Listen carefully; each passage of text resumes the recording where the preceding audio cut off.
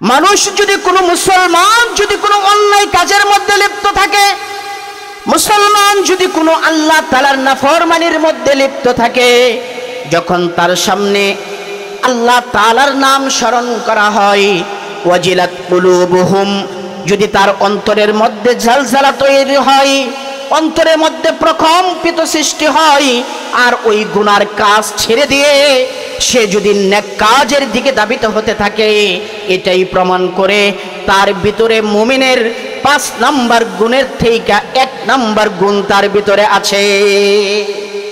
কখন? যখন মুমিন যখন আল্লাহর কোন নাফরমানির মধ্যে পড়ে যাবে, আল্লাহ রাব্বুল আলামিনের কোন অন্যায় আল্লাহ তাআলা যেগুলো করতে নিষেধ করেছেন এমন কোন কাজের মধ্যে যখন সম্পৃক্ত হয়ে যাবে, আর আল্লাহর ভয় নিয়ে আল্লাহর স্মরণে যখন ওই গুনার কাজগুলোকে থেমে দিয়ে যখন নেক কাজের দিকে যাইবে, আল্লাহ তাআলা ঘোষণা করবেন আমার এই বান্দার ভিতরে ঈমানের আলো আছে।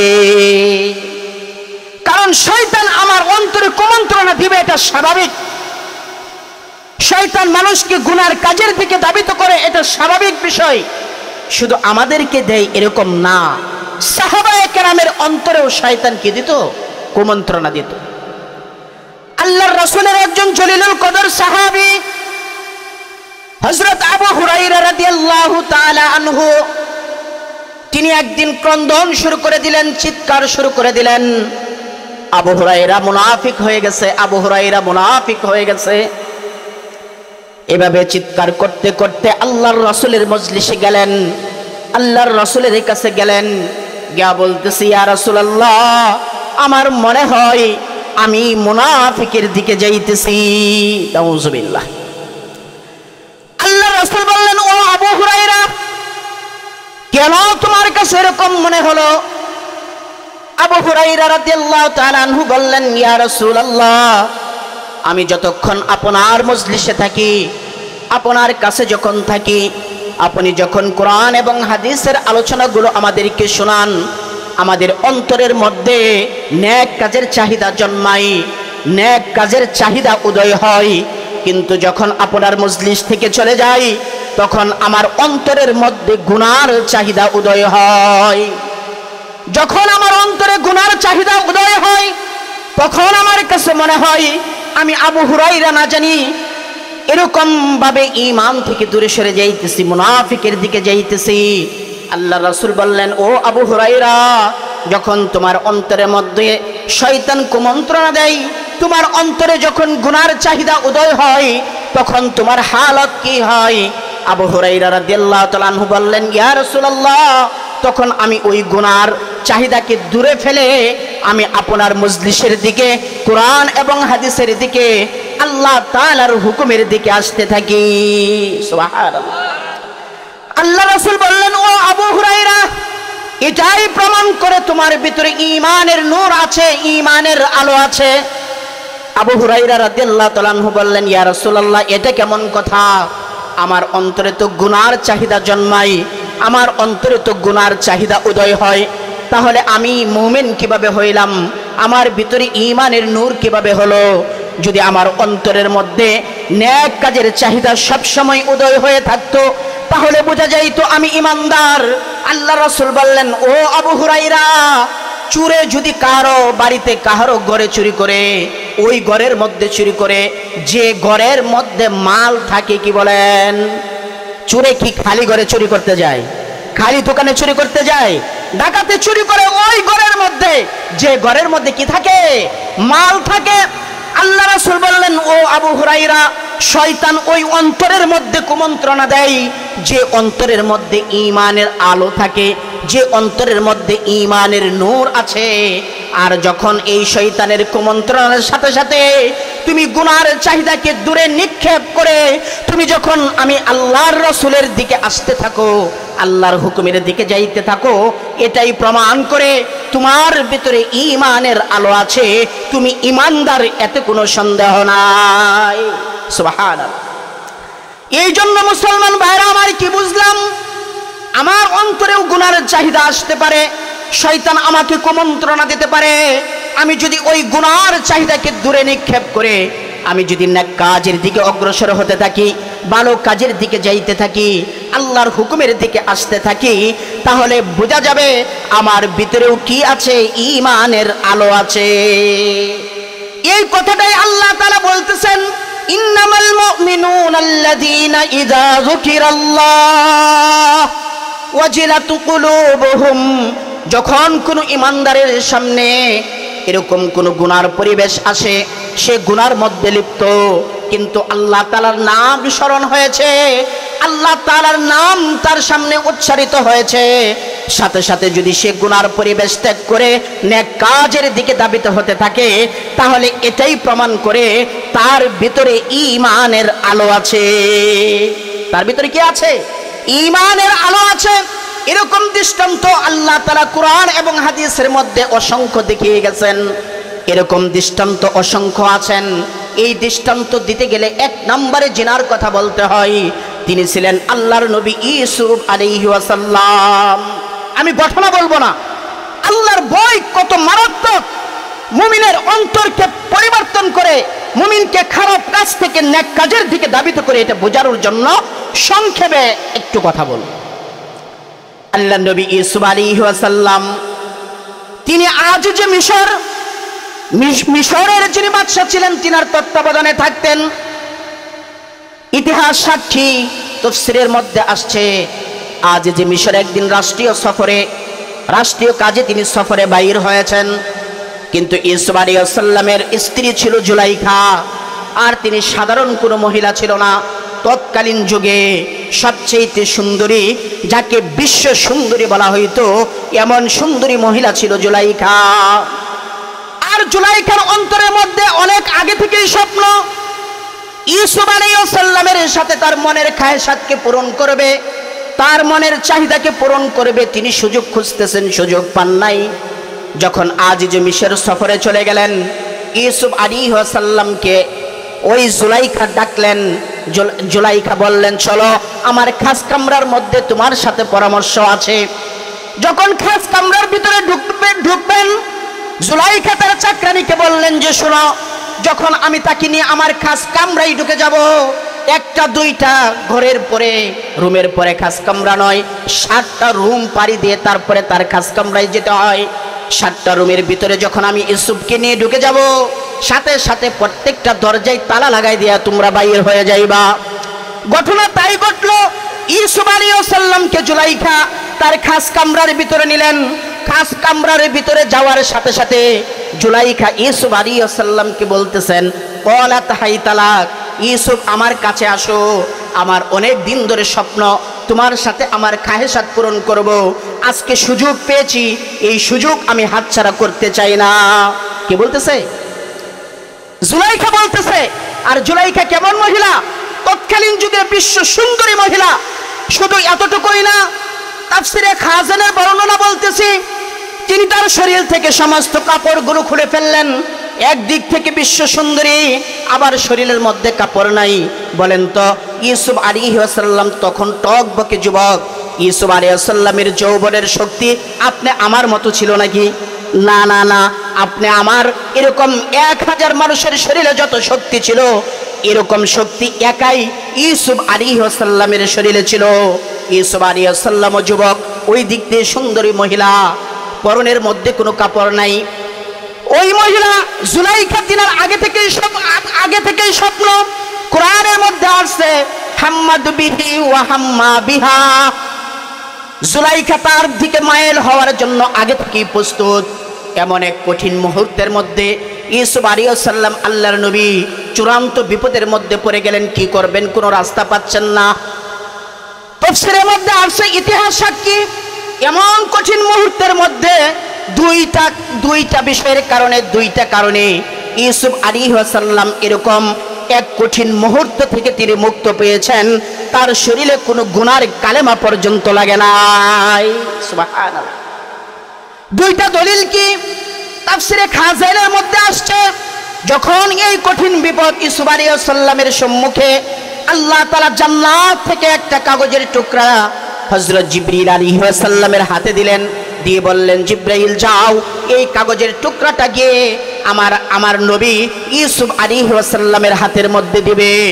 যখন জিবরিল আলাইহিস সালাম ওই কাগজের টুকরাটা ইউসুফ আলাইহিস সালামের কাছে দিলেন, ওই কাগজের মধ্যে লেখা ছিল, আল্লাহ বলতেছিলেন, ইউসুফ তুমি আমার নবী, সাবধান, তুমি কিন্তু গুনাহ করতে পারো না। আইয়া খাফাল্লাহ, তুমি কি করো? আল্লাহকে ভয় করো। তুমি কখনো জিনার মধ্যে সম্মিশ্রণ হবে না, তুমি কখনো গুনার কাজের মধ্যে সম্পৃক্ত হবে না। এই একটা প্রমাণ তাফসিরে খাজেরের বর্ণনায় আসছে। দ্বিতীয় দলিল হলো তাফসিরে জালালাইনের মধ্যে আছে, ইউসুফ আলাইহিস সালামের পিতা ছিলেন ইয়াকুব আলাইহিস সালাম।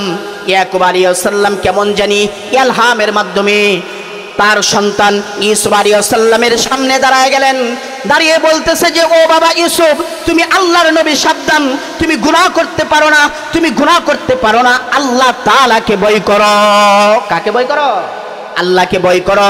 এই দুইটা দলিল যখন তার সামনে আসছে, তাফসীরের মধ্যে আসছে, সাথে সাথে ইউসুফ আলাইহিস সালাম আল্লাহকে ডাক দিলেন, ক্বালা, আল্লাহ তাআলাকে ডাক দিলেন, ক্বালা মাআযাল্লাহ, আল্লাহ আপনার কাছ থেকে আমি আশ্রয় চাই, এই কঠিন মুহূর্ত থেকে আমি মুক্তি চাই।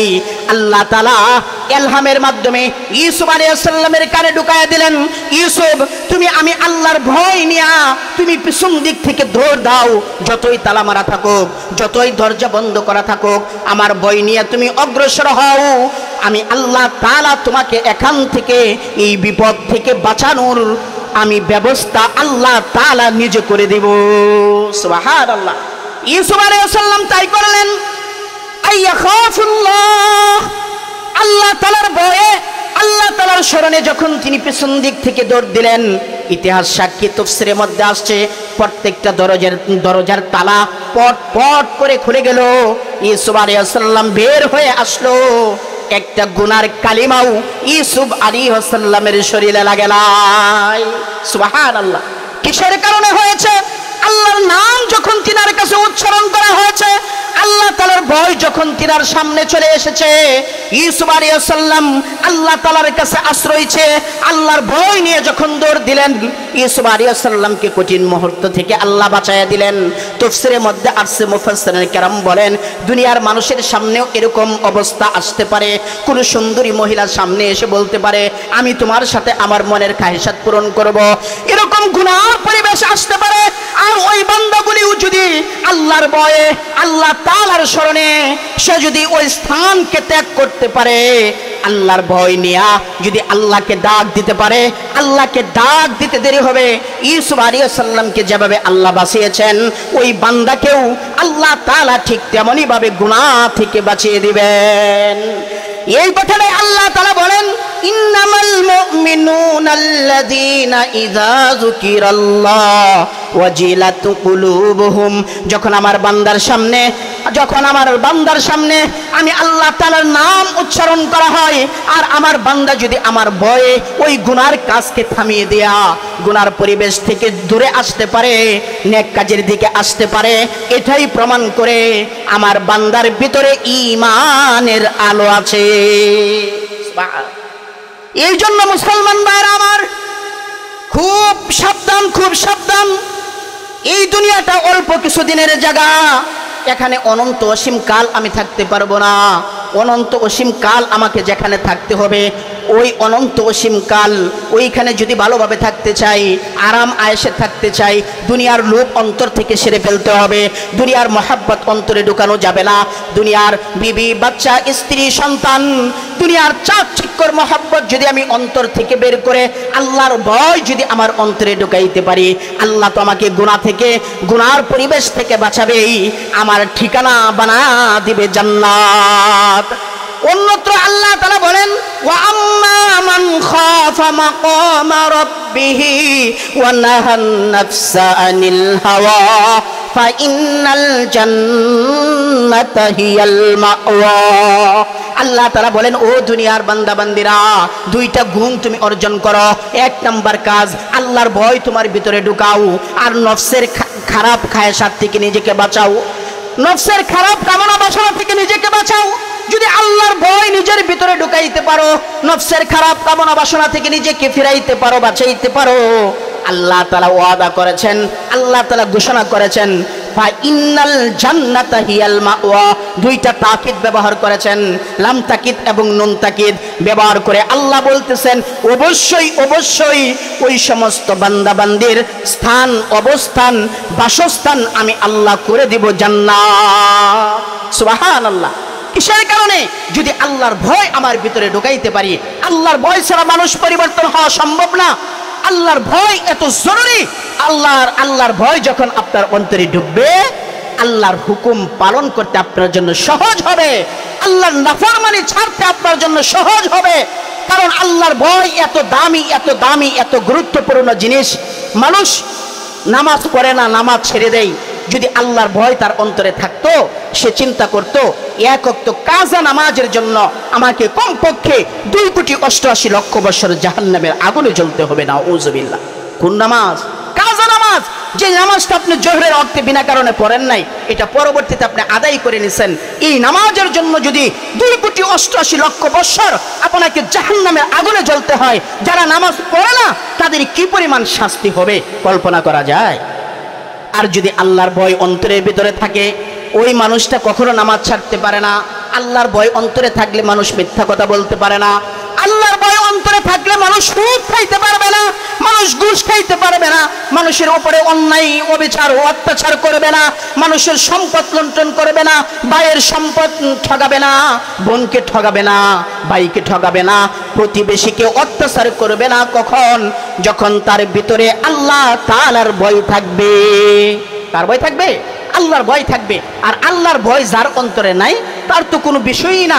সে মদ খাইতেছে, গাঁজা খাইতেছে, সুদ খাইতেছে, ঘুষ খাইতেছে, এরকম ভাবে মানুষের উপরে জুলুম করতেছে, অত্যাচার করতেছে, তার কাছে কোনো কিছু মনেই হইতেছে না। কেন?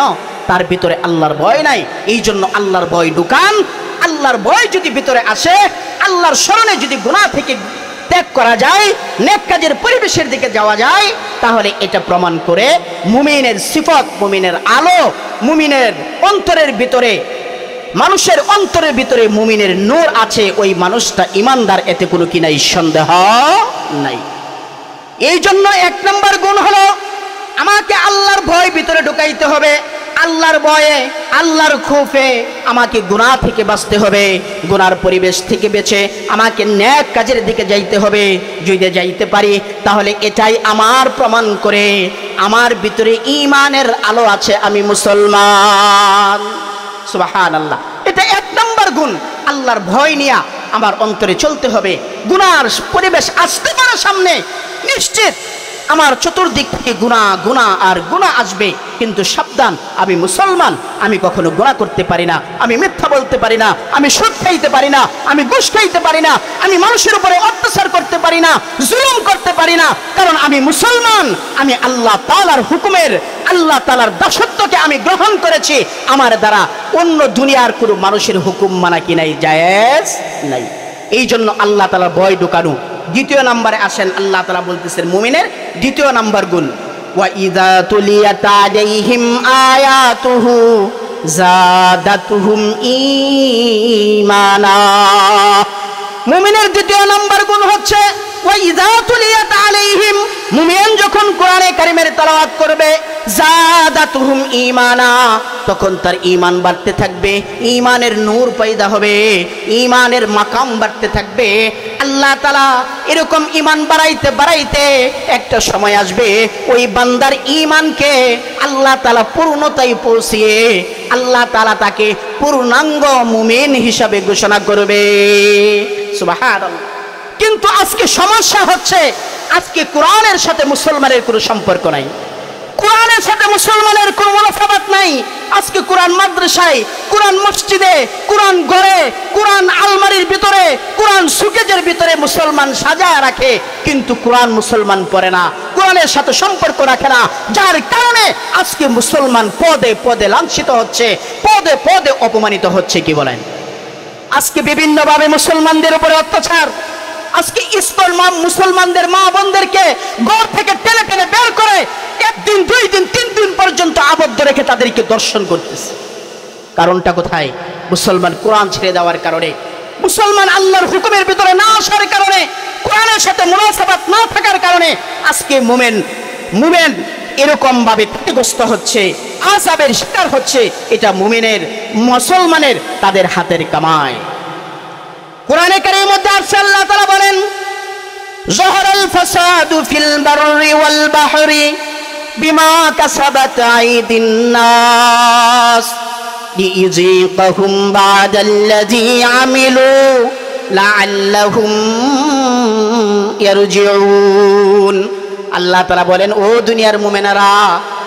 দুনিয়ার মুমিনারা, যাহারাল ফাসাদু ফিল বাররি ওয়াল বাহরি, পৃথিবীর মধ্যে জলে স্থলে যত প্রকার আযাব আসে, বিপদ আসে, মুসিবত আসে, বিমা কাসাবাত আইদিন নাস, আল্লাহ তাআলা বলেন এগুলো মানুষের হাতের কামাই। মানুষের কি হাতের কামাই? দেখেন না, কিছুদিন পর পরেই আল্লাহর পক্ষ থেকে আযাব আসতে থাকে, বিভিন্ন নামে আযাব আসে। কখনো সিরর আসে, কখনো ঘূর্ণিঝড় আসে, কখনো বন্যা আসে, কখনো করোনা আসে, কখনো এরকম ভাবে মহামারী আসে। এগুলো আল্লাহর পক্ষ থেকে গজব, আযাব। আল্লাহর পক্ষ থেকে কি আযাব? এগুলো কখন আসে? বিমা কাসাবাত আইদিন নাস। আল্লাহ বলতেছেন মানুষের হাতের কামাই। এটার অর্থ কি? মানুষ যখন গুনাহ করতে করতে আল্লাহর হুকুম ছেড়ে দেয়, আল্লাহ তাআলার নাফরমানির করতে থাকে, আল্লাহ তাআলার আহকামগুলো যথাযথভাবে বাস্তবায়ন করে না, নাফরমানির দিকে ছুটতে থাকে, তখন আল্লাহ তাআলা এরকম ভাবে কিছু আযাব দিয়া, কিছু গজব দিয়া, কিছু মুসিবত দিয়া আল্লাহ তাআলা বান্দাকে স্মরণ করে লাআল্লাহুম ইয়ারজিউন, যে ও বান্দা তুমি যে আজকে এই আমি আল্লাহর নাফরমানি করতেছ, যার কারণে এই আযাব, আমি আল্লাহ আসমানে আছি, এখনো সময় আছে, এই আমার নাফরমানি থেকে তুমি ফিরো, আমার হুকুমের দিকে আসো। লাআল্লাহুম ইয়ারজিউন, বান্দা যেন গুনাহ ছেড়ে আল্লাহ তাআলার দিকে যাইতে পারে, এই জন্য আল্লাহ তাআলা বান্দাকে মাঝে মাঝে সতর্ক করে। কিন্তু আমাদের হালত কি? আমরা যখন সুযোগ পাই আমরা গুনাহ করতেই থাকি, আল্লাহর নাফরমানি করতেই থাকি। কিন্তু আল্লাহ বলছেন, বান্দা যখন এই আযাবগুলো দেখবা, মনে করবা যে তোমার গুনাহ বেড়ে গেছে, সমাজের মধ্যে গুনাহ বেড়ে গেছে, দেশের মধ্যে গুনাহ বেড়ে গেছে, আল্লাহর লানত, আল্লাহ তাআলার খুব, আল্লাহ তাআলার রাগ ওইখানে পড়তেছে। এটা আযাবের মাধ্যমে, কখনো সিররের মাধ্যমে, কখনো করোনার মাধ্যমে, কখনো আইলার মাধ্যমে, কখনো বিভিন্ন মুসিবতের মাধ্যমে। কারণটা কোথায়? কারণ আমরা আল্লাহ তাআলার হুকুমকে ছেড়ে দিয়েছি। এই কারণেই আজকে মুসলমান ক্ষতিগ্রস্ত হচ্ছে। এই জন্য মুসলমান ভালো করে বুঝবেন, কোরআন এত দামি একটা গ্রন্থ, মানুষের যখন কোরআনে কারিমের সাথে সম্পর্ক হবে, কোরআনের সাথে যদি মানুষের মুনাসাবাত হয়, কোরআনের সাথে যদি মানুষের সম্পর্ক হয়, এই কোরআন মানুষের জীবনকে পরিবর্তন করে দেয়। শুধু মানুষের জীবন না, এই কোরআনের সাথে যদি সামান্য বস্তুরও মুনাসাবাত হয়, সামান্য বস্তুরও যদি এই কোরআনের সাথে সম্পর্ক হয়, ওই বস্তুর মর্যাদা আল্লাহ তাআলা বাড়ায়া দেন, দেয় কিনা বলেন? আমি আপনাদেরকে বললে বুঝবেন। বলেন তো, আমরা যে মাস গণনা করি, আরবি মাস কয়টা বলেন? আরবি মাস কয়টা বলেন? 12 মাস। 12 মাসের মধ্যে শ্রেষ্ঠ মাস কোনটা বলতে পারবেন? 12 মাসের মধ্যে শ্রেষ্ঠ মাস কোনটা বলেন? রমজানুল মুবারক। আমি কিন্তু বলি নাই, আপনারাই বলছেন যে 12 মাসের মধ্যে রমজানুল মুবারক শ্রেষ্ঠ মাস। কারণটা কোথায়? আল্লাহ তাআলা কোরআনের মধ্যে বলছেন, শাহরু রমাদানাল্লাযী উনজিলা ফীহিল কুরআন। আমি আল্লাহ তাআলা এই কোরআনে কারীম, এই ঐশী গ্রন্থ কোরআনুল কারীম আমি আল্লাহ তাআলা রমজান মাসের মধ্যে নাজিল করেছি। এই কোরআনের সাথে রমজান মাসের সম্পর্ক হওয়ার কারণে, মুনাসাবাত হওয়ার কারণে 12 মাসের মধ্যে আল্লাহ তাআলা শ্রেষ্ঠ মাস বানায়া দিয়েছেন। কোন মাস? রমজান মাস। কেন? কারণ তার সম্পর্ক কোরআনের সাথে হওয়ার কারণে, তার সম্পর্ক কোরআনের সাথে হওয়ার কারণে। বলেন তো, পৃথিবীর মধ্যে যত রাত্র আছে সবচেয়ে দামি রাত্র কোনটা? পৃথিবীর মধ্যে যত রাত্র আছে সবচেয়ে দামি রাত্র কোনটা? কদরের রাত্র। কেন? আল্লাহ তাআলা ঘোষণা করেছেন, ইন্না আনসালনাহু ফী লাইলাতিল কদর, নিশ্চয়ই আমি কদরের রাত্রে কোরআনে কারীমকে নাজিল করেছি।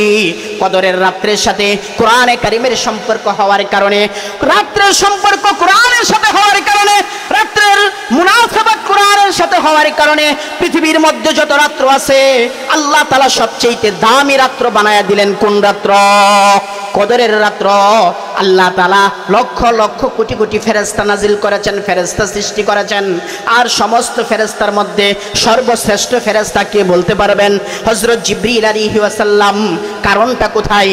কারণ এই কোরআনে কারীম আল্লাহ তাআলার পক্ষ থেকে জিবরিল আলাইহিস সালাম ওহীর মাধ্যমে আমাদের নবী বিশ্বনবী জনাবে মুহাম্মদ রাসূলুল্লাহ সাল্লাল্লাহু আলাইহি ওয়াসাল্লামের কাছে পৌঁছাইছেন। এই কোরআনের সাথে জিবরিলের সম্পর্ক হয়ে যাওয়ার কারণে, মুনাসাবাত থাকার কারণে আল্লাহ তাআলা সমস্ত ফেরেশতা থেকে সাইয়্যিদুল মালাইকা, সমস্ত ফেরেশতাদের সরদার আল্লাহ তাআলা ঘোষণা করে দিলেন। সুবহানাল্লাহ। শুধু তাই নয়, এই পৃথিবীর মধ্যে আল্লাহ রাব্বুল আলামিনের পরে সবচেয়ে শ্রেষ্ঠ মানুষ কে বলতে পারবেন? সবচেয়ে শ্রেষ্ঠ মানুষকে আমাদের নবী বিশ্বনবী জনাবে মুহাম্মদ রাসূলুল্লাহ সাল্লাল্লাহু আলাইহি ওয়াসাল্লাম। শুধু শ্রেষ্ঠই না, আল্লাহর রাসূল সাইয়্যিদুল মুরসালিন, ইমামুল মুরসালিন। আমাদের নবী সমস্ত নবীদের সরদার, আমাদের নবী সমস্ত ইমামদের নেতা, সমস্ত ইমামদের ইমাম, সমস্ত নবীদের সরদার। তার কারণটা কোথায়? কারণ আল্লাহ তাআলা আমাদের নবী বিশ্বনবী জনাবে মুহাম্মদ রাসূলুল্লাহ সাল্লাল্লাহু আলাইহি ওয়াসাল্লামের উপরে এই কোরআনে কারীম নাযিল করছেন। কোরআনের সম্পর্ক, রাসূলের সম্পর্ক কোরআনের সাথে হওয়ার কারণে, রাসূলের মুনাসাবাত কোরআনের সাথে হওয়ার কারণে আল্লাহ তাআলা সমস্ত নবী রাসূল থেকে সাইয়্যিদুল মুরসালিন আমাদের নবীকে সমস্ত নবীদের সরদার বানায়া দিয়েছে। ও মুসলমান, ভালো করে বুঝো, রাত্রের সম্পর্ক যদি কোরআনের সাথে হওয়ার কারণে রাত্রের দাম বেড়ে যায়, মাসের সম্পর্ক কোরআনের সাথে হওয়ার কারণে যদি মাসের দাম বেড়ে যায়, ফেরেশতার সম্পর্ক কোরআনের সাথে হওয়ার কারণে যদি ফেরেশতার মধ্যে শ্রেষ্ঠ ফেরেশতা হয়ে যায়, রসুলদের কোরআনের সাথে সম্পর্ক থাকার কারণে যদি শ্রেষ্ঠ রসুল আল্লাহ তাআলা ঘোষণা করতে পারে, ও মুসলমান কেন বুঝো না? যে মানুষের সাথে, যে মানুষ এই কোরআনের সাথে সম্পর্ক রাখবে, এই কোরআনের সাথে মুনাসাবাত রাখবে, ওই মানুষটা দুনিয়ার মধ্যে শ্রেষ্ঠ মানুষ। ওই মানুষটা কি শ্রেষ্ঠ মানুষ? আর একটু সামনে যাই, দেখেন আমাদের ছোট ছোট বাচ্চারা যখন সকালবেলা মক্তবে যায়, কোরআনে কারীম হাতে নিয়া, সিফারা হাতে নিয়া, বলেন তো এই যে একটা কাঠ, এই কাঠটা খারাপ কাজে ব্যয় হয় না? এই কাঠটা অবহেলিত হয় না? এই কাঠটা যেখানে ইচ্ছা সেখানে পড়ে থাকে, কিন্তু এই কাঠটা যখন কোরআনের সাথে রাখে, দেখবেন এই রেহালটা যদি হাত থেকে পড়ে যায়, বাচ্চারা উঠিয়ে চুমু খাইতে থাকে, বৃদ্ধরা উঠিয়ে চুমু খাইতে থাকে, বড়রা উঠিয়ে চুমু খাইতে থাকে। কারণটা কোথায়? কারণ এটা সামান্য একটা কাঠ ছিল, কিন্তু যখন কোরআনের সাথে মিশেছে এইটার দাম আল্লাহর কাছে বেড়ে গেছে, যার কারণে এটা মাটির পড়ার সাথে সাথে এটাকে বুকে নিয়া, এটাকে মায়া করে, মহব্বত করে, আরো অন্তরের মধ্যে কত পেরেশানি নিয়া, না জানি আমার কি ক্ষতি হয়ে যায়, এরকম ভাবে এই কাঠটাকে চুমু খাইতে থাকে। আল্লাহু আকবার। শুধু তাই না, সামান্য একটা কাপড়, যে কাপড়টা কোরআন শরীফের সাথে লাগলে এটাকে আমরা গিলাফ বলি, এই কাপড়টা যদি হাত থেকে জমিনে পড়ে যায়, বলেন তো এই কাপড়কে কি ফেলে কেউ চলে যায়? না না না, এই কাপড়টাকে ওই জমিন থেকে উঠায়া এটাকে চুমু খাইতে থাকে, দেওয়ার প্রয়োজন হলে দেয়, আরো কিছু যদি এটার উপরে দেওয়ার প্রয়োজন হয় দেয়। কারণটা কোথায়? কারণ এই গিলাফ সামান্য কাপড়, এটা কোরআন শরীফের সাথে লাগার কারণে এটার দাম আল্লাহ তাআলার কাছে বেড়ে গেছে। ও মুসলমান কেন বোঝো না? যদি সামান্য কাঠের দাম কোরআনের সাথে সম্পর্ক হওয়ার কারণে এত বেড়ে যায়, সামান্য একটা কাপড়ের টুকরা এটা কোরআনের সাথে থাকার কারণে যদি বেড়ে যায়, তাহলে যে মুমিন এই কোরআনের সাথে সম্পর্ক রাখবে, যে মানুষের অন্তরের ভিতরে কোরআনের আলো থাকবে, যে মানুষের সিনার ভিতরে এই কোরআনে কারীম দাবিত থাকবে, বলেন তো ওই মানুষটা কি শ্রেষ্ঠ মানুষ না অবহেলিত মানুষ? কি মানুষ? ওই মানুষ সবচেয়ে শ্রেষ্ঠ মানুষ। আমার হাবিব মুহাম্মদ রাসূলুল্লাহ সাল্লাল্লাহু আলাইহি ওয়াসাল্লাম ঘোষণা করেছেন, খায়রুকুম মান তাআল্লামাল কুরআনা ওয়া আল্লামা। ও দুনিয়ার মানুষ জেনে রাখো, পৃথিবীর মধ্যে ওই মানুষই সবচেয়ে শ্রেষ্ঠ মানুষ যে কোরআনে কারীম পড়ে এবং কোরআনে কারীম পড়ায়। সুবহানাল্লাহ। তাহলে এই কোরআনের সাথে আমাদের সম্পর্ক থাকার দরকার আছে না নাই বলেন? এই কোরআন আমাদের পড়ার দরকার আছে না নাই বলেন? এই কোরআনের আহকাম অনুযায়ী আমাদের চলার দরকার আছে নাকি বলেন? যদি থাকে, ও মুসলমান বাবারা, আপনাদেরকে বলতেছি আজকে থেকে পূর্ণ আর প্রতিজ্ঞা নেন, কোরআনের সাথে সম্পর্ক করেন, কোরআন বুকে ধারণ করেন, কোরআনকে চুমু খান, কোরআনকে নিয়মিত পড়বেন।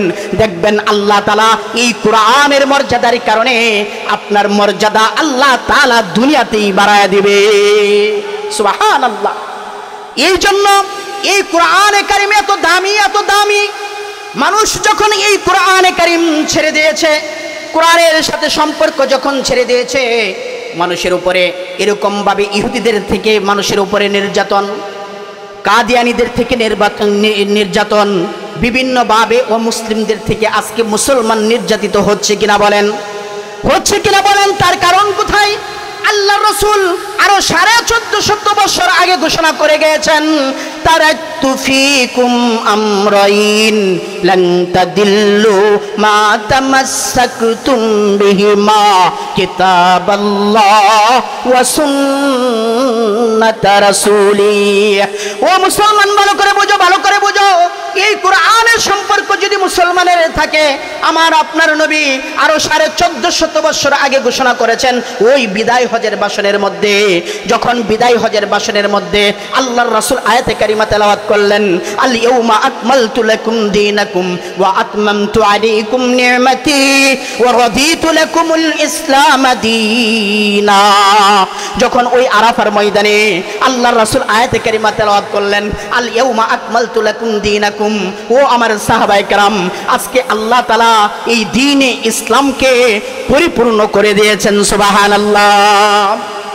যখন আল্লাহ তাআলা ওই আরাফার ময়দানে বিদায় হজের ভাষণের মধ্যে যখন আল্লাহ রাসূল এই আয়াতে কারিমা তেলাওয়াত করলেন যে আল্লাহ তাআলা দ্বীন পরিপূর্ণ করে দিয়েছে, দ্বীনকে মুকাম্মাল করে দিয়েছে, ওই আরাফার ময়দানে লক্ষ কোটি সাহাবায়ে কেরাম তারা খুশি আর খুশি, আনন্দ আর আনন্দ। এমন সময় দেখে এত আনন্দের ভিতরে একটা বুড়া মানুষ সে নিজ দিকে মাথা দিয়ে কাঁদতেছে। হযরত উমরে ফারুক রাদিয়াল্লাহু তাআলা আনহু, হাদিসের মধ্যে আসছে, হযরত উমরে ফারুক রাদিয়াল্লাহু তাআলা আনহু ওই মাথাকে উঠায় বললেন যে, কে তুমি আজকে এই আনন্দের দিনে কাঁদতেছো? যখন মাথা উঠানো হলো, দেখে সাধারণ কোনো মানুষ নয়, যিনি আল্লাহর রাসূলের সব সময়ের সাথে ছিলেন, যিনি দুঃখেরও সাথে ছিলেন, যিনি সুখেরও সাথে ছিলেন, হযরত আবু বকর সিদ্দিক রাদিয়াল্লাহু তাআলা আনহু। যখন তার চোখে পানি দেখলেন, উমর রাদিয়াল্লাহু তাআলা আনহু বললেন, ভাই, আজকে তো আপনার সবচেয়ে বেশি খুশি হওয়ার কথা, আপনি এমন কোনো কষ্ট নাই রাসূলের সাথে থেকে করেন নাই, আজকে তো আপনার চোখে পানি থাকার কথা না, আজকে তো আপনার অন্তরের মধ্যে আনন্দ আর আনন্দ থাকার কথা। আবু বকর রাদিয়াল্লাহু তাআলা আনহু বললেন, ভাই উমর, ঠিক আছে, আনন্দ থাকার কথা, তবে আল্লাহ রাব্বুল আলামিন আজকে এই দ্বীনকে মুকাম্মাল করেছেন, পরিপূর্ণ করে দিয়েছেন, এটার দ্বারা একটা মেসেজ চলে আসছে, আল্লাহর নবী আর দুনিয়াতে থাকবে না, আল্লাহর নবী আর দুনিয়াতে থাকবে না। এই কথা যখন আবু বকর সিদ্দিক রাদিয়াল্লাহু তাআলা আনহু বললেন, হাদিস সাক্ষী, ইতিহাস সাক্ষী, উমর রাদিয়াল্লাহু তাআলা আনহু এত আনন্দ মুহূর্তের মধ্যেই ছোট বাচ্চাদের মতো ঘোরাঘুরি করে কান্দন শুরু করে দিয়েছে, চিৎকার শুরু করে দিয়েছে।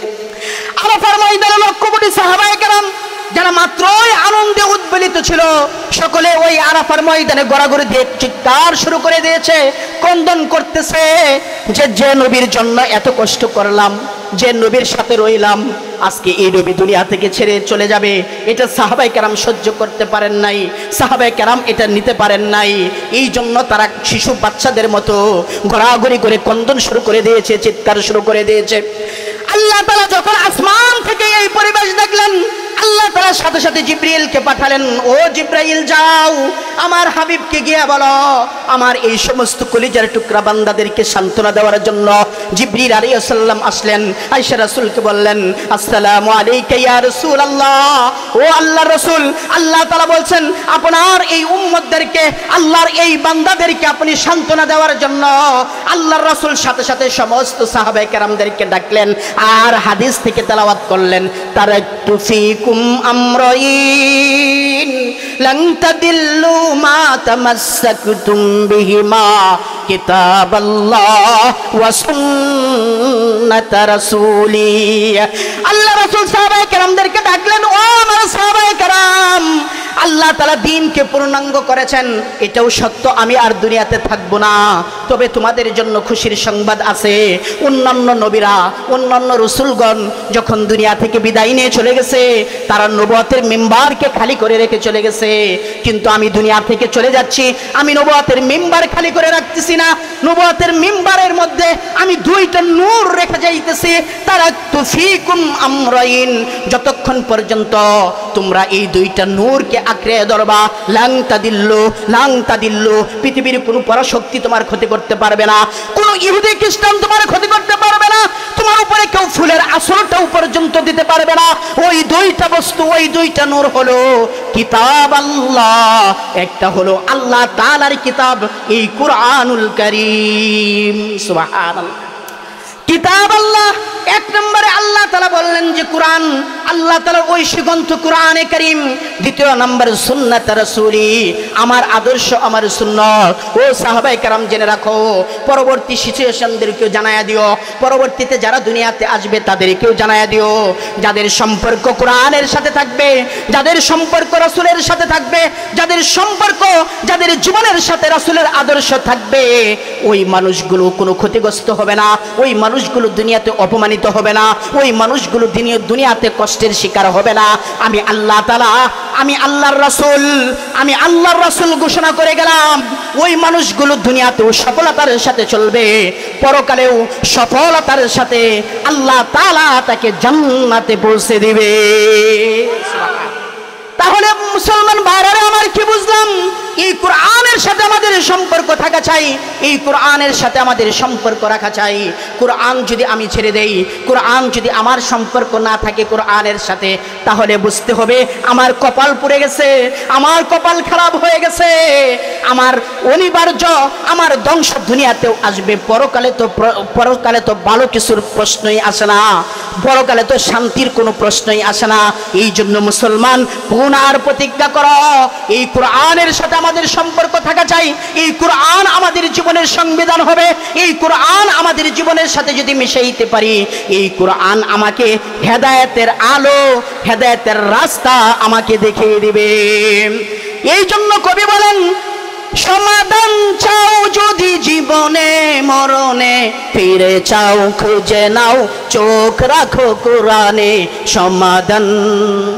সমাধান চাও যদি জীবনে মরণে, ফিরে চাও খুঁজে নাও চোখ রাখো কোরআনে। তবেই পাবে তুমি শান্তির ঠিকানা, তবেই পাবে তুমি শান্তির ঠিকানা, যদি পারো, যদি তুমি নেও এগুলো মেনে। সমাধান চাও যদি জীবনে মরণে, ফিরে চাও খুঁজে নাও চোখ রাখো কোরআনে। এই জন্য পুনর প্রতিজ্ঞা করেন, এই কোরআন হবে আমাদের সংবিধান, আমরা কোরআন ছেড়ে যাব না। ও মুসলমান ভাইরা আমার, এই কোরআনের সাথে যদি আমাদের সম্পর্ক না থাকে, আমরা কিন্তু মানুষ হিসাবে পরিচয় দিতে পারবো না, আমরা কিন্তু ইমানদার হিসাবে পরিচয় দিতে পারবো না। এটারও দলিল কোরআনে কারিমের সূরা রহমানের মধ্যে আল্লাহ তাআলা দিয়েছেন। কোরআনে কারিমের মধ্যে সূরা রহমান খুলে দেখেন, আল্লাহ কি বলেন? আর রহমান আল্লামাল কুরআন খালাকাল ইনসান। সূরা রহমানের মধ্যে এই কোরআন কত দামি জিনিস আল্লাহ তাআলা পরিষ্কার করে দিয়েছেন। আল্লাহ স্বয়ং বলতেছেন আর রহমান, আমি রহমান বলতেছি।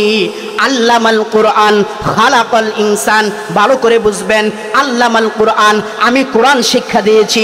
তারপরে আল্লাহ বলতেছেন খালাকাল ইনসান, আমি মানুষ সৃষ্টি করেছি। বলেন তো কথাটা কি আর আমাদের দুনিয়াতে আসা কি এক? ঠিক আছে, আমি আমার মাকে মা বলে ডাকি, আমি আমার বাবাকে বাবা বলে ডাকি, আমি আলিফ বা এ বি সি ডি এই সমস্ত কথাগুলো আমি কি মার পেটে থেকে শিখছি না দুনিয়াতে আসা? কোথায়? মার পেটে থাকার অবস্থায় শিখেছি না দুনিয়াতে এসে শিখছি? তাহলে যদি আমি মার পেট থেকে শিখে না আসি, দুনিয়াতে যদি আইসা শিক্ষা থাকি, দুনিয়াতে আইসা যদি আমি শিখি, তাহলে বলেন তো আল্লাহ তাআলার তো এটা বলার কথা ছিল, আর রহমান খালাকাল ইনসান আল্লামাল কোরআন, আমি মানুষ বানাইছি, মানুষ সৃষ্টি করছি, তারপরে কোরআনে কারীমের শিক্ষা দিয়েছি। কি বলেন? এটা বলার দরকার ছিল কিনা? তাহলে আল্লাহ তাআলা এই কথা কেন বললেন? আর রহমান আল্লামাল কোরআন খালাকাল ইনসান, আমি মানুষ সৃষ্টি করে আমি কোরআনে কারীমের শিক্ষা দিয়েছি, তারপরে আল্লাহ বলছেন আমি মানুষ সৃষ্টি করেছি। মুফাসসিরুল কেরাম এর জবাব দিয়েছেন যে কোরআনের শিক্ষা এত দামি শিক্ষা, কোরআনের শিক্ষা এত মূল্যবান শিক্ষা, যতক্ষণ পর্যন্ত একটা মানুষ কোরআনের শিক্ষায় শিক্ষিত না হবে, কোরআনের আদর্শের ভিতরে না আসবে, ততক্ষণ পর্যন্ত সে মানুষই হতে পারে না। ততক্ষণ পর্যন্ত সে কি হতে পারে না? মানুষই হতে পারে না।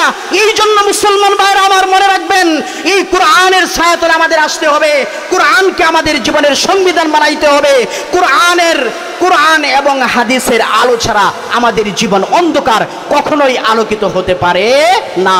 আমরা মানুষ হতে পারবো, লতিফ সিদ্দিকীর মতো মানুষ হতে পারবো, তসলিমা নাসরিনের মতো মানুষ হতে পারবো। ওই সমস্ত কুলাঙ্গার যারা ওই জুলাইয়ের এই বিপ্লবে যারা দেশ ছেড়ে পলায়ন করেছে, এদের মতো মানুষ হতে পারবো। কিন্তু যদি আবু বকরের মতো মানুষ হতে চাই, উমরের মতো মানুষ হতে চাই, সাহাবায়ে কেরামের মতো মানুষ হতে চাই, হক্কানি আলেমদের মতো মানুষ হতে চাই, তাহলে এই কোরআন ছাড়া কোনো বিকল্প নাই। বুঝতে পেরেছেন আমার কথা? তাহলে এই কোরআন আমাদের দরকার আছে না নাই? আমরা কি কোরআনের পক্ষে থাকবো? আমরা কি কোরআনের পক্ষে থাকবো না বেদিনের পক্ষে থাকবো? সময় আসতেছে সামনে, কথা বললে হবে না, কাজে দেখাইতে হবে। সময় সামনে আসতেছে, আল্লাহ তাআলা পরিবেশ তৈরি করে দিয়েছেন। যখন মানুষ জুলুম অত্যাচার করতে থাকে, আর জুলুম করতে করতে যখন আল্লাহ তাআলার সীমা ছাড়িয়ে যায়, তখন আল্লাহ তাআলা দুনিয়াতে এর আযাব, দুনিয়াতে এর শাস্তি আল্লাহ তাআলা দেখায় নেই। কোরআনের মধ্যে ঘোষণা করেছেন যে আল্লাহ তাআলা বলেছেন, ও দুনিয়ার মানুষ, ক্ষমতা দেওয়ার মালিক আমি আল্লাহ, সম্মান দেওয়ার মালিক আমি আল্লাহ, ইজ্জত দেওয়ার মালিক আমি আল্লাহ। যখন ক্ষমতা পায়া তুমি ক্ষমতার অপব্যবহার করবা, আমি আল্লাহ যেমন ক্ষমতা দিতেও পারি, আমি আল্লাহ ক্ষমতা ছিনিয়েও নিতে পারি। এই কথাগুলো উলামায়ে কেরাম আগে বলেছেন, মানুষ বোঝে নাই, মানুষ বোঝার চেষ্টা করে নাই। এই জুলাইয়ের বিপ্লবে মানুষের চোখে আঙ্গুল দিয়ে আল্লাহ তাআলা দেখায়া দিয়েছে, দেখো যারা জুলুম করছে, অত্যাচার করছে, আজকে তাদের জমিনে কোনো ঠাঁই নাই, আজকে তারা জমিনে আসতে পারে না, কথাও পর্যন্ত বলতে পারে না, সাথে সাথে তাদের উপরে অ্যাকশন শুরু হয়ে যায়। কি বলেন, হয় কিনা? এই জন্য আমি আপনাদেরকে উজ্জীবিত করতে চাই যে মুসলমান, এখনো সময় আছে, কোরআনের ছায়াতলে আসো। অন্যান্য তন্ত্র মন্ত্র সবগুলো দেখা হয়েছে। আমরা এরকম ভাবে পুন আর প্রতিজ্ঞা নেই, আমাদের নেতা যিনি হবেন, যিনি 5 ওয়াক্ত নামাজের ইমামতি করবেন, যিনি মসজিদের খুতবা দিবেন, যিনি মাদ্রাসায় দর্শ দিবেন, যিনি বুখারী শরীফের দর্শ দিবেন, এমন মানুষকে আমরা নেতা দেখতে চাই। কি বলেন? এমন মানুষকে আমরা নেতা দেখতে চাই, যে নেতা সে কখনো নামাজটা পড়ানোর যোগ্যতা রাখে না, যে নেতা কোরআনে কারীমের সহি তেলাওয়াত করতে পারে না, সেটা কখনো মুসলমানের নেতা হতে পারে না, সেটা ইহুদি খ্রিস্টানদের নেতা হতে পারে। এই জন্য মুসলমান আল্লাহ পরিবেশ দিয়ে দিয়েছে, ওই পরিবেশটাকে সামনে রেখে আমরা পুন আর প্রতিজ্ঞা করি, সামনে আমরা নেতা নির্বাচন করব এমন ব্যক্তিকে যারা দুনিয়াতে কখনো জুলুম করবে না, নির্যাতন করবে না, কোরআনের আদর্শ বাস্তবায়ন করবে, রাসূলের আদর্শ বাস্তবায়ন করবে। আমরা এদের পক্ষে থাকবো তো? কি বলেন? থাকবো তো আমরা এদের পক্ষে? আল্লাহ তাআলা যেন আমাদের সকনার পরিবেশের মধ্যে আটকে যায়, সাথে সাথে আল্লাহর স্মরণ হওয়ার পরে যদি আল্লাহ তাআলার স্মরণের সাথে সাথে ওই গুনাহ থেকে, ওই গুনার পরিবেশ ছেড়ে যদি সে নেক কাজের দিকে যেতে পারে, তাহলে বোঝা গেল তার ভিতরে ঈমানের আলো আছে। 1 নাম্বার। নাম্বার 2, মুসলমান যখন কোরআনে কারীমের তেলাওয়াত করবে, আল্লাহ নিজে বলছেন, ওয়া ইযা তুলিয়াত আলাইহিম আয়াতুহু যাদাতুহুম ঈমানা। ও বান্দারা, তুমি কোরআনে কারীমের তেলাওয়াত করতে থাকো, যাদাতুহুম ঈমানা, আমি তোমার ঈমান বাড়াইতে বাড়াইতে তোমার ঈমানকে পূর্ণাঙ্গ করে দেব। সুবহানাল্লাহ। 3 নাম্বার, ওয়া আলা রাব্বিহিম ইয়াতাওয়াক্কালুন, যে মুমিনের একমাত্র ভরসা হবে কার উপরে? মুমিন যা কিছু করবে সমস্ত কাজের ভরসা কার উপরে? আল্লাহর উপরে। মানুষের সম্পদের দরকার, সম্মানের দরকার, ইজ্জতের দরকার, সন্তানের দরকার, কার কাছে যাব? আল্লাহর কাছে যাব, আল্লাহর উপরে তাওয়াক্কুল করব। 4 নাম্বার, আল্লাযীনা ইউকিমুনাস সালাতা, আমাদেরকে নামাজ কায়েম করতে হবে, 5 ওয়াক্ত নামাজি আমাদেরকে হতে হবে। ওয়া মিম্মা রাযাকনাহুম ইনফিকুন, আল্লাহ তাআলার দেওয়া সম্পদ থেকে আল্লাহর রাস্তায় ব্যয় করতে হবে। ব্যাখ্যা দেওয়ার সময় নাই। এই 5টা সিফত যদি কোনো মুসলমান, কোনো মুমিন তার জীবনের সাথে মিশাইতে পারে, আল্লাহ তাআলা একটা সার্টিফিকেট দিবেন। সার্টিফিকেটটা কি? আল্লাহ স্বয়ং ঘোষণা করবেন, উলাইকা হুমুল মুমিনুনা হাক্কান। আল্লাহ তাআলা স্বয়ং ঘোষণা করবেন, ওই 5 উলা মুমিনদের জন্য আমি আল্লাহ ঘোষণা করে দিলাম, উলাইকা হুমুল মুমিনুনা হাক্কান, তারা পরিপূর্ণ সত্য মুমিন, এতে কোনো সন্দেহ নাই। সুবহানাল্লাহ। ঘোষণা কি করবে? আল্লাহ করবে। শুধু ঘোষণাই না, 3টা পুরস্কার আল্লাহ রাব্বুল আলামিন দান করবেন। 1 নাম্বার, লাহুম দারাজাতুন ইনদা রাব্বিহিম, আল্লাহ তাআলা তাদের মাকান, তাদের অবস্থান, তাদের মর্যাদা আল্লাহ রাব্বুল আলামিন বাড়ায় দিবেন। সুবহানাল্লাহ। 2 নাম্বার পুরস্কার, তার মর্যাদা বাড়াবেন। 2 নাম্বার পুরস্কার হচ্ছে ওয়া মাগফিরাতুন, শুধু তার মর্যাদাই বাড়াবেন না, তার টুটাফাটা যদি কোনো গুনাহ হয়ে থাকে, আল্লাহ তাআলা নাফরমানি যদি সে করে থাকে, আল্লাহ তাআলা 2য় পুরস্কার দিবেন, তার সমস্ত গুনাহ খাতাগুলো মাফ করে দিবেন। সুবহানাল্লাহ।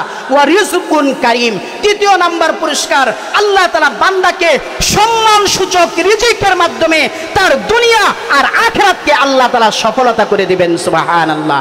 তাহলে এই 5টা সিফত আমাদের দরকার আছে না নাই? আছে না নাই? শুরুতে বলেছিলাম, এখন এখান থেকে আজকে শুয়ে গিয়ে মিলাবেন যে এই 5টা সিফত আমার ভিতরে আছে কিনা। যদি থাকে আলহামদুলিল্লাহ, আমি পূর্ণাঙ্গ মুমিন, আল্লাহর ঘোষণা আমি মুমিন। আর যদি কোনো ব্যতিক্রম থাকে, আপনি আপনার অন্তরের ফতোয়া আপনি তালাশ করে পাবেন যে এখনো পূর্ণাঙ্গ মুমিন হতে পারি নাই। তাহলে আমাদের কি করতে হবে? এগুলো আমাদের জীবনে মিশাইতে হবে, কোরআনের সাথে আমাদের সম্পর্ক কায়েম করতে হবে, কোরআনের পরিবেশে আসতে হবে, রাসূলের আদর্শ বাস্তবায়ন করতে হবে। ওই সমস্ত কালমাস ইহুদি খ্রিস্টানদের আদর্শ বাস্তবায়ন করা যাবে না। আল্লাহ তাআলা যেন আমাদেরকে সামনে আমরা যেন এমন নেতা নির্ধারণ করতে পারি, যারা দেশ পরিচালনা করবে, তারা যেন খানকা পরিচালনা করতে পারে, যারা মসজিদ পরিচালনা করতে পারে, মাদ্রাসা পরিচালনা করতে পারে। আল্লাহ তাআলা যেন সেই পরিবেশ আমাদেরকে দিয়ে দেন। সকলে বলেন আমিন। ওয়া আখিরি দাওয়ানা আলহামদুলিল্লাহি রাব্বিল আলামিন।